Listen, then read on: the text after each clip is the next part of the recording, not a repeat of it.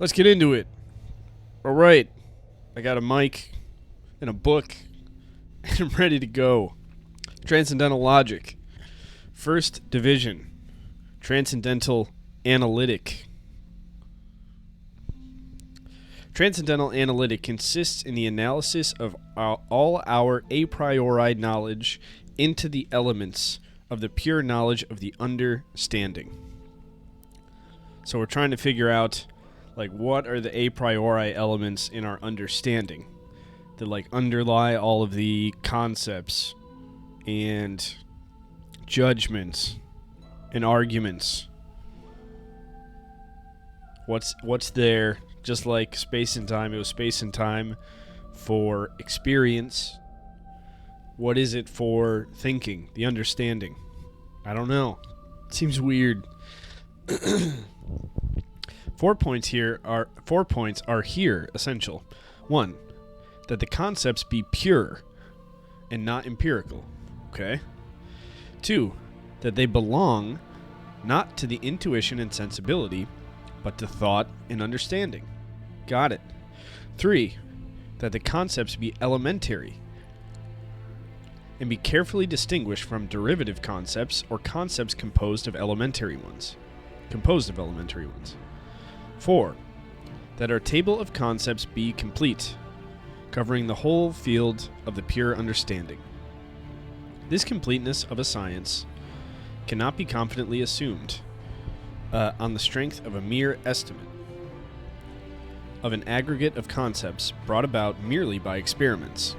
What is required for such completeness is an idea of the whole of the a priori knowledge of the understanding, and a division based upon that idea of the concepts composing that knowledge. What is required... Hold on. Okay. What is required for such completeness is an idea of the whole of the a priori knowledge of the understanding, and a division based upon that idea of the concepts composing that knowledge. What is required, in fact, is their connection in a system. Pure understanding distinguishes itself not merely from all that is empirical, but even from all sensibility. It constitutes, therefore, a unity that is self-subsistent, self-sufficient, and not to be increased by any additions from without. The sum total of its knowledge will constitute a system to be comprehended and determined under one idea. The completeness and articulation of this system can at the same time form a touchstone of the correctness and genuineness of all its component pieces of knowledge. This part of Transcendental Logic consists of 2 books, the one containing the concepts, the other the principles of the pure understanding. That's the end of the section. Transcendental Analytic, Book 1. Analytic of Concepts. By analytic of concepts, I do not mean their analysis, or the usual procedure in philosophical investigations of analyzing the content of given concepts, and thus rendering them more distinct, but a hitherto seldom attempted analysis of the faculty of understanding itself, remember it's transcendental, in order to investigate the possibility of a priori concepts by looking for them nowhere but in the understanding itself as their birthplace, and by analyzing the pure use of the understanding in general. This is the proper task of a transcendental philosophy.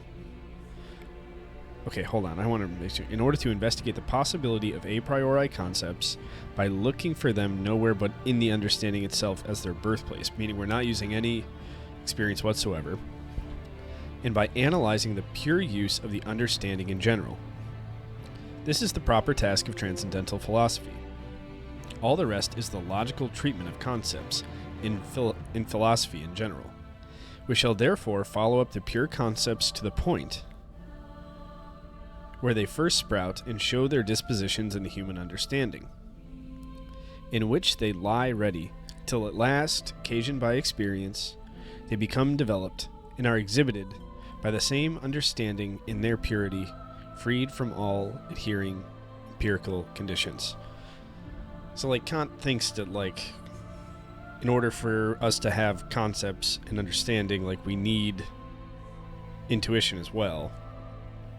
And kind of the way that the intuition worked was, like, we have space and time kind of pent up within us.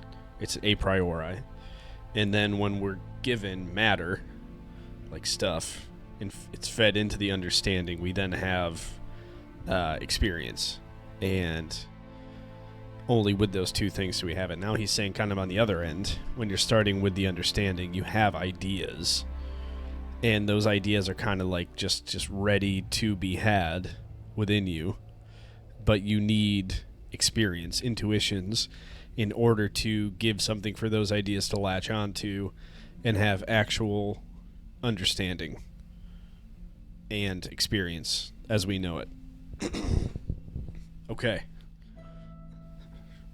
Sounds crazy. Analytic of Concepts, Chapter 1. Of the Guide for the Discovery of All Pure Concepts of the Understanding. When we call a faculty of knowledge into play, then different concepts, depending on the different occasioning circumstances, manifest themselves and allow us to recognize this faculty. These concepts, once observed for some time with a certain accuracy, may be gathered up into a more or less complete collection. Okay, so what are we talking about here? So we have a group of concepts. When we call a faculty of knowledge into play, a faculty of knowledge, then different concepts, depending on the different occasioning circumstances, manifest themselves and allow us to recognize this faculty. And again, it's a faculty of knowledge. I don't know what that is, but okay. And then it becomes, if we call it, it'll manifest itself, and we will recognize the faculty. Okay, not really sure what that means. These concepts, once observed for some time or with certain accuracy, may be gathered up into a more or less complete collection. By following this almost mechanical procedure, it is impossible to determine reliably when the collection will be complete. Right. He's trying to think of all the ways in which we have, like, a priori understanding, like, or a priori concepts, like, locked and loaded before we actually experience them. But if you just, like, kind of figure them out as they come, you'll never know if you have them all. So you need some sort of system to figure it out. Okay. Concepts thus discovered only fortuitously, moreover, exhibit neither order nor systematic unity, but are in the end only paired according to similarities and arranged in a series according to their amount of content, from the simple to the more composite. The more composite series, which are put together anything but systematically, albeit to a certain extent methodically. Transcendental philosophy has the advantage, but also the duty, of seeking its concepts according to a principle. Since they spring, pure and unmixed from the understanding as an absolute unity, they must be connected with one another according to one concept or idea. Since they spring, pure and unmixed from the understanding as an absolute unity. What's the unity? I don't know what he's talking about exactly. I kind of get what he's... I kind of get the, general stuff he's talking about. It kind of makes sense, just kind of intuitively, but I'm not sure exactly what the hell he means by most of this. Transcendental philosophy has the advantage, but also the duty, of seeking its concepts according to a principle. Since they, presumably the concept, or the principles, I'm not sure, spring, probably concepts, since they spring, pure and unmixed from the understanding as an absolute unity, pure and unmixed from the understanding as an absolute unity, they must be connected with one another according to one concept or idea.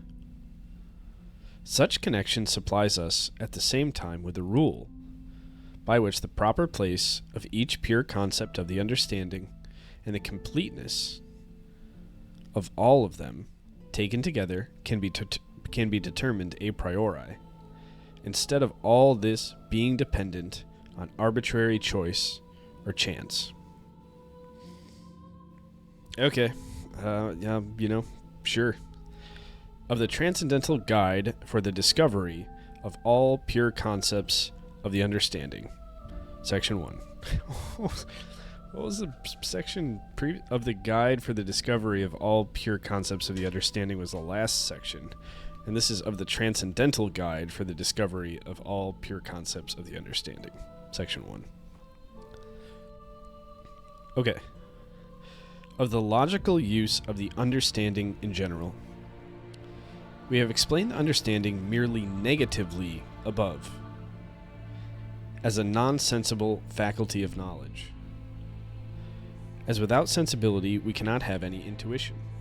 It follows that the understanding, without sensibility we cannot have any intuition. Right, okay, wait, what? Okay, yeah. It follows that the understanding is not a faculty of intuition. Apart from intuition, however, there is no other kind of knowledge except through concepts, and concepts are part of the understanding, I assume is what he's going to say. The knowledge of any understanding, or at least of the human understanding, must therefore be by means of concepts, and so is not intuitive but discursive. All intuitions as sensible rest on affections. Concepts then rest on functions. Okay, so intuitions rest on things that affect us. Concepts then rest on like functions of the brain or like functions of the understanding. Applying things to intuitions to come up with concepts like ideas. By function, I mean the unity of the act of arranging various representations under one common representation. Alright, so we experience a bunch of things and then we come up with a concept of tree. And then we throw all, tree-related things under that concept when it is necessary, when we're provided with intuitions. Something like that, I think is what he's getting after. Concepts are based, therefore, on the spontaneity of thought. Sensible intuitions on the receptivity of impressions. Okay, so concepts are based, therefore, on the spontaneity of thought.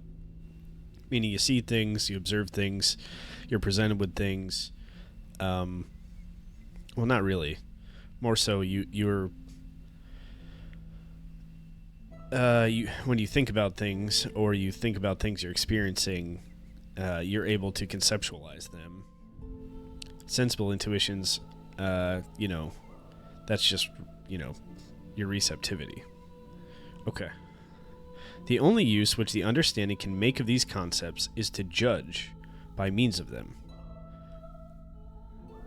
As no representation, except when it is an intuition, relates immediately to its object, no concept is ever referred to an object immediately, but to some other representation of it.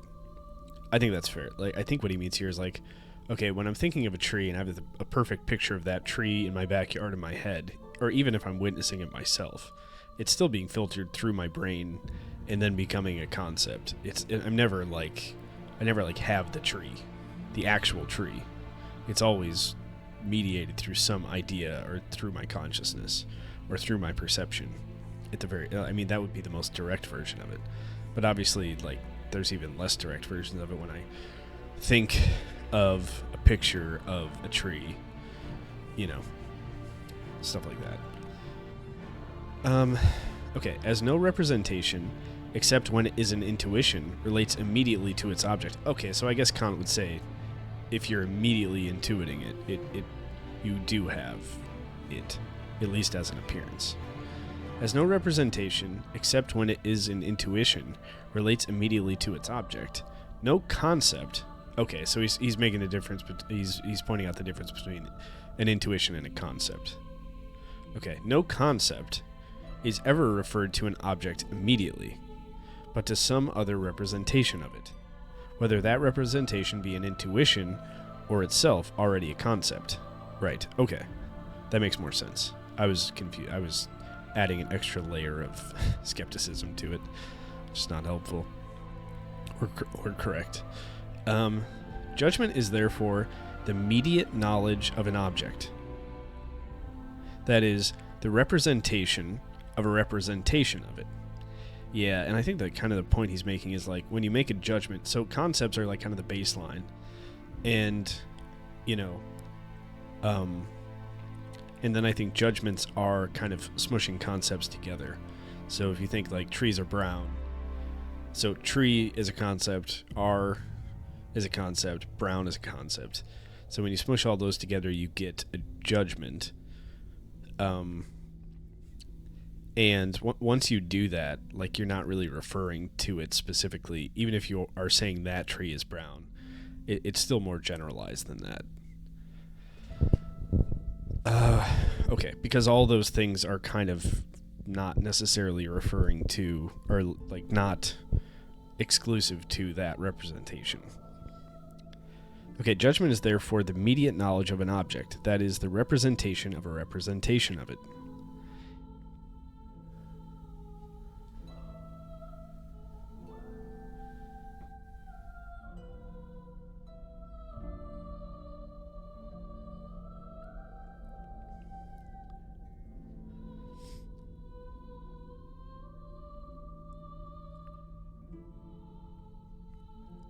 In every judgment, we find a concept holding for many representations,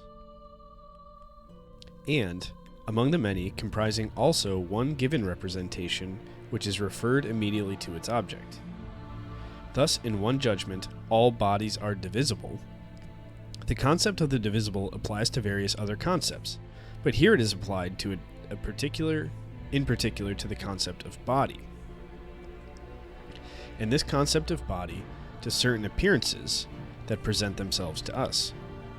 These objects, therefore, are represented immediately through the concept of divisibility.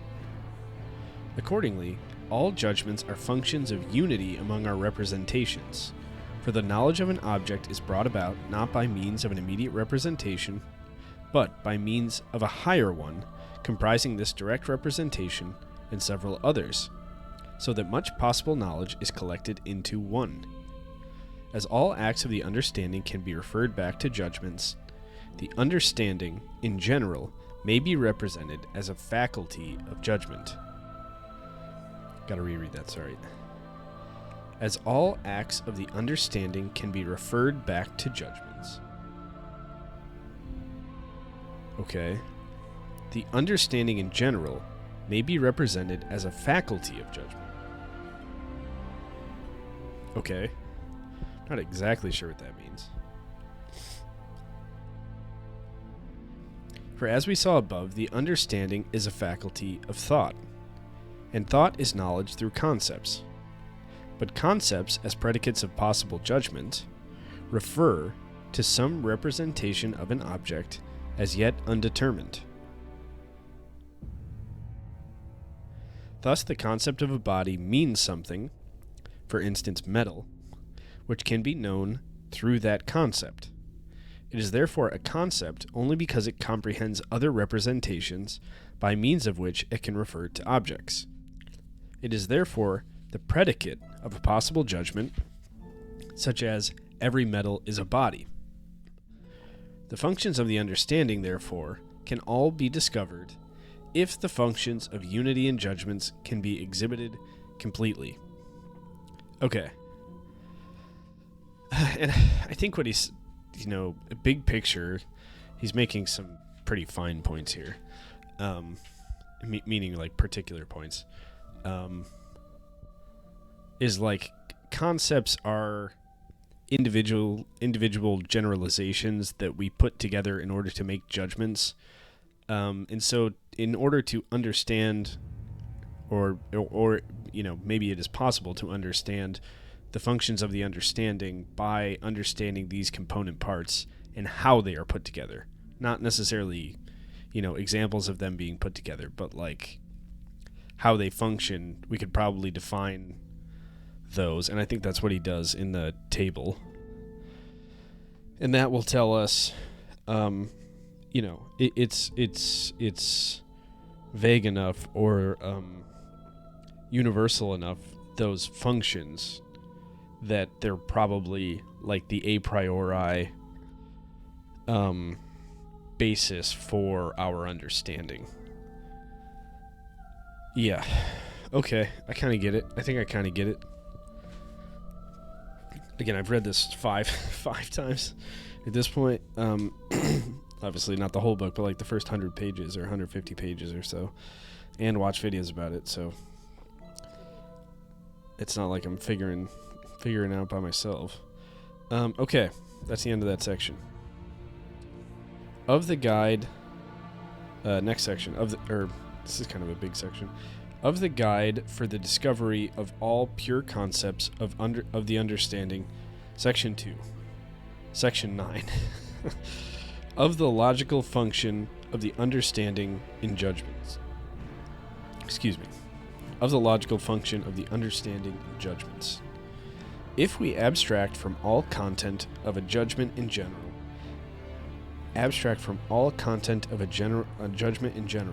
and fix our attention only on the mere form of the understanding, we find that the function of thought in judgment can be brought under 4 heads. The function of thought in judgment can be brought under 4 heads, each of them containing 3 moments. They may be conveniently represented in the following table. So I watched Professor Gijsbers' video on this on YouTube. I'm not going to try to explain them. I'm just going to read these and maybe make a note about them. Okay, so this is the table of the logical function of the understanding of judgments. So the logical function of the understanding of judgment. Okay. So how our understanding uses logic effectively to,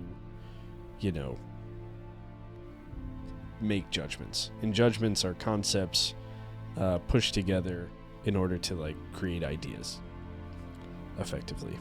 So 1, the quantity of judgments. So judgments can be universal, judgments can be particular, judgments can be singular. Kind of makes sense. 2, quality. Affirmative, negative, and infinite. That kind of makes sense. So quantity obviously would be the number of things that this applies to. Quality would be kind of the value of the statement, whether you're saying it positively, negatively. I guess infinite would be, I don't know, the perfect version of a statement, grammatically, something that always applies, something like that.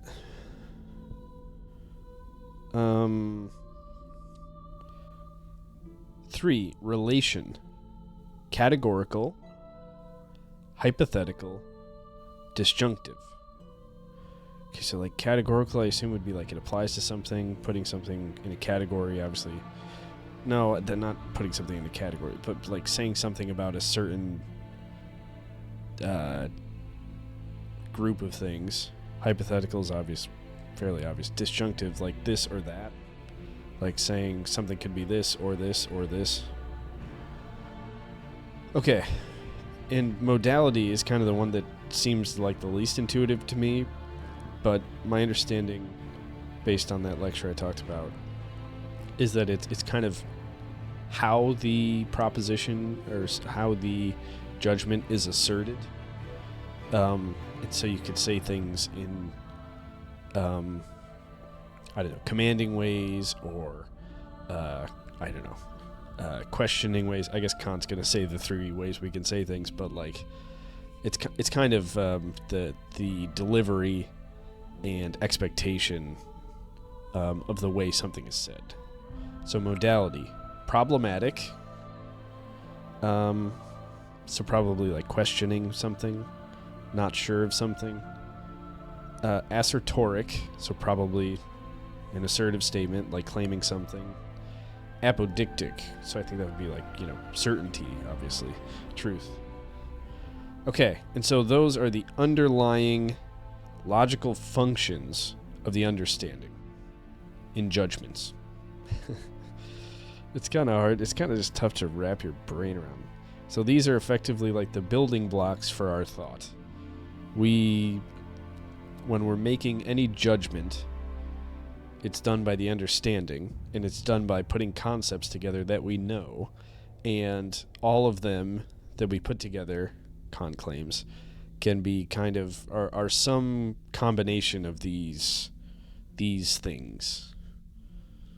I don't know. I mean, maybe Kant will say, but I don't know if each of them has to apply. Like every judgment we have, like it. I mean, I would think that would have to be true for it to be a priori, right? If some of them could just not apply at all in certain situations, like, yeah, that wouldn't make very much sense. So I think like one of these has to be attaching, like from under each heading. So 1 from 1, 1 from 2, 1 from 3, 1 from 4, in each of our judgments. Okay, fascinating.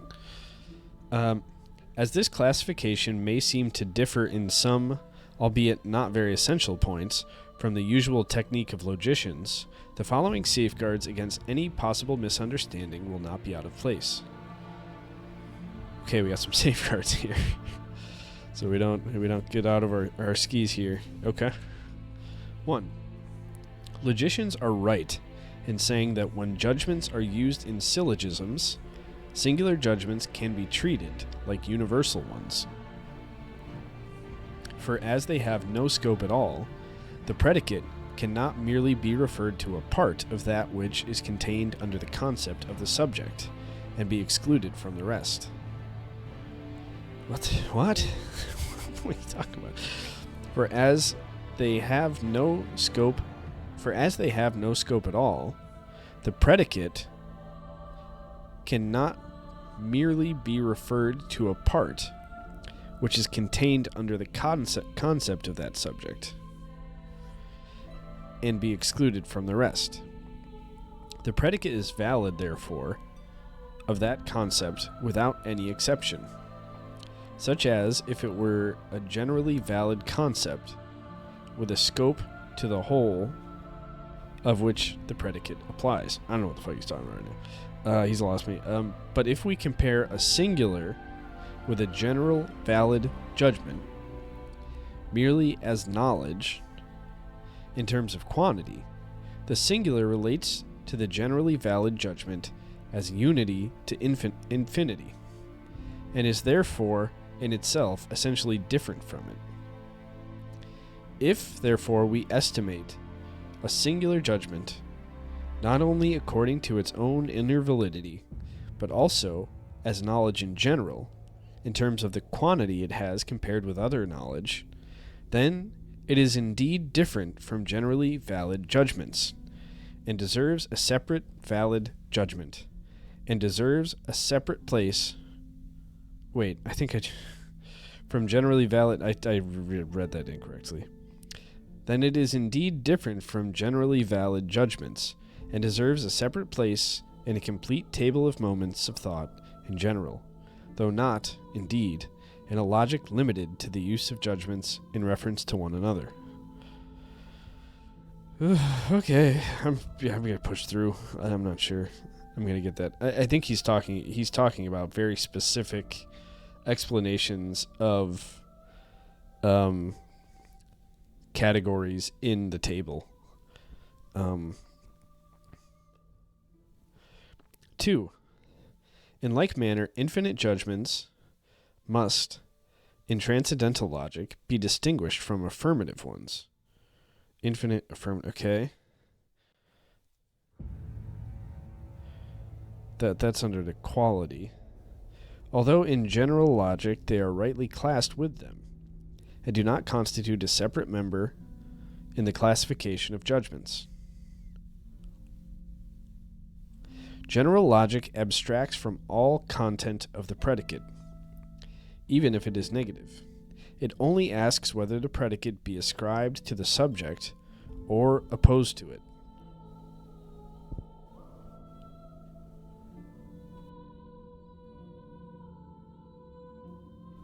Okay. But transcendental logic considers a judgment also according to the value or content there is in a logical affirmation made by means of a merely negative predicate. Okay. And what is gained by the affirmation with respect to the whole of knowledge. Okay, so in like general logic, we just kind of abstract things and like say whether they're true or false. But transcendental logic considers it in a more like qualitative way. Is that what he's saying?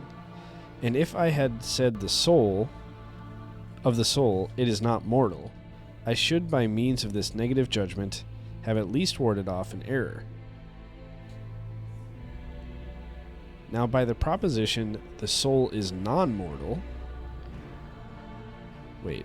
If I had said the soul, it is not mortal, of the soul, it is not mortal, I should by means of a negative judgment, so that's a negative judgment, have at least warded off an error. Meaning, that's not incorrect. Now, by the proposition, the soul is non-mortal, as far as the logical form is concerned, I have really affirmed something, because I thus place the soul in the unlimited sphere of non-mortal beings. As the mortal forms, okay, and this would be, that would be negative, this would be, the soul is non-mortal. Would that be infinite? And would that be an infinite judgment? Because the soul is, and always will be, always has been, non-mortal. It's not negative, right? It's saying the soul is something. As the mortal forms one part of the whole range of possibilities, and the non-mortal the other, I have said no more by my proposition that the soul is one of the infinite number of things which remain if I take away all that is mortal. But the infinite sphere of all that is possible is thereby limited only to the extent that what is mortal is excluded from it, and that the soul is placed in the remaining range of that sphere's space. Okay. This space, however, even after such exclusion, still remains infinite, and several more parts of it may be taken away without the concept of the soul being thereby in the least increased or determined affirmatively. Hey, we just hit page 100. These judgments, therefore, through the infinite, with respect to their logical range, are, with respect to their contents of knowledge in general, limitative only, and cannot therefore be passed over in a transcendental table of all the moments of thought and judgments, it being quite possible that the function of the understanding exercised in them may be the great importance of the field of its pure a priori knowledge. Okay. Yeah. Okay. Section 3. The following are the relations of thought in judgments. A. Relation of the predicate to the subject. B. Relation of the ground to its consequence. Excuse me. C. The relation of the subdivided knowledge and the collected members of the subdivision to one another. In the first kind of judgment, we consider only two concepts. That would be predicate subject. In their relation to each other. The hypothetical proposition, if there is a perfect justice, then the obstinately wicked is punished, really contains the relation of two propositions, namely, there is a perfect justice, and the obstinately wicked is punished. Whether both these propositions are in themselves true remains unsettled here. It is only the consequence consequence which is thought by this judgment. Finally, a disjunctive judgment contains the relation of two or more propositions to each other, a relation not of consequence but of logical opposition, insofar as the sphere of the one proposition excludes the sphere of the other, and yet at the same time of community, insofar as the two propositions together fill the whole sphere of knowledge proper. I think this would be like, it's A or B or C, something like that. Meaning, like, those are all exclusive, and one of them is going to be true. And it would, one of them being true would exclude the other two. Yeah. The disjunctive judgment contains, therefore, a relation of the parts of the sphere of such knowledge, since the sphere of each part forms the complement of the sphere of the other, meaning if one is true, the other two are false, and vice versa, yielding the sum total of the subdivided knowledge. We may say, for instance, the world exists either through blind chance, or through inner necessity, or through an outer cause. Each of these propositions occupies a part of the sphere of all possible knowledge concerning the existence of a world in general, while all of them together occupy the whole sphere. I'm actually following this one. It's amazing. To take away the knowledge from one of these spheres, meaning placing it in one of the other spheres, and to place it in one sphere means taking it away from the others. There exists, therefore, in a disjunctive judgment, a certain community of the divisions of knowledge, such that they mutually exclude one another, and yet thereby determine the true knowledge as a whole, meaning together. Sorry, I'm saying meaning together. Kant didn't say that. For if taken together, they constitute the whole content of a single given knowledge. This is all I find necessary to observe here for the sake of what is to follow. 4. The modality of judgments is a very special function of theirs. Its distinguishing characteristic is that it contributes nothing to the content of the judgment. For besides quantity, quality, and relation, there is nothing else that could constitute the content of a judgment, but concerns only the value of the copula in relation to the thought in general. Problematic judgments are those in which affirmation or negation is taken as merely possible, meaning you're just saying, oh, I don't know. It's the way you say it, or put it forth. Optional. While the assertoric judgments, affirmation or negation is taken as actual, true. And in apodictic ones as necessary. Thus the two judgments, the relation of which constitutes the hypothetical judgment, and similarly the judgments, the reciprocal relation which forms the disjunctive judgments, members of the subdivision, are one and all merely problematic. In the example given above, the proposition there is a perfect justice is not stated assertorically, but is thought only as an optional judgment, which it is possible to assume. Only the consequence is assertoric. It is clear, therefore, that such a judgment may be manifestly false, and may yet, if taken problematically, be the conditions of the knowledge of truth. Thus, in our disjunctive judgment, one of its component judgments, namely, the world exists by blind chance, has only one problematic meaning, namely, that someone might for a moment assume such a proposition. And yet it serves, like the indication of a false road among all the roads that can be taken, to discover a true one. The problematic proposition is therefore that which expresses only logical, not objective, possibility. That is, it expresses a free choice of admitting such a proposition, and a purely optional admission of it into the understanding. The assertoric proposition deals with logical actuality or truth. Okay, so problematic could just be putting something out there as a possibility. Assertoric, actually, it may be true and it may be false. Just because somebody says it doesn't mean it's true, but it effectively takes a position on the truth value of an assertion. But it could align with the actual truth value or not. But yeah. Thus, for instance, in a hypothetical syllogism, the antecedent is problematic in the major premise, but assertoric in the minor. And the assertic proposition indicates that it already conforms to the understanding according to its laws. The apodictic proposition thinks the assertoric as determined through these laws of the understanding themselves, and therefore is asserting a priori.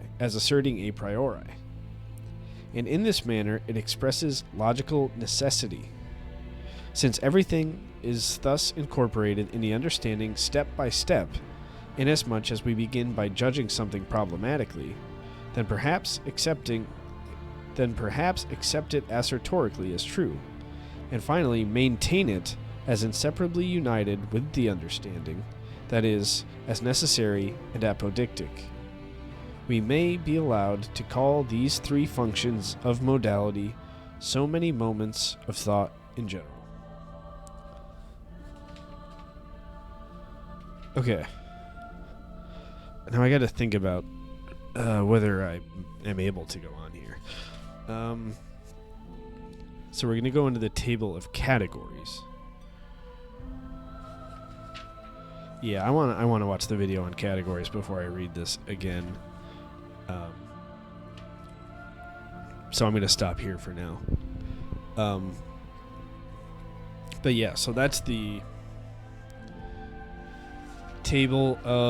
covering the table of logical function of understanding in judgments. Okay. A priori function, logical function of the understanding in judgments. It kind of makes sense. I don't know what to do with all these things. It's like, okay, I mean, he made a chart with all these things. I hope, it could be true. I don't know. It seems like much less of a given or like slam dunk than the transcendental aesthetic. I mean, maybe that's why this section is like 600 pages and the transcendental aesthetic is like 7. But yeah, sounds good.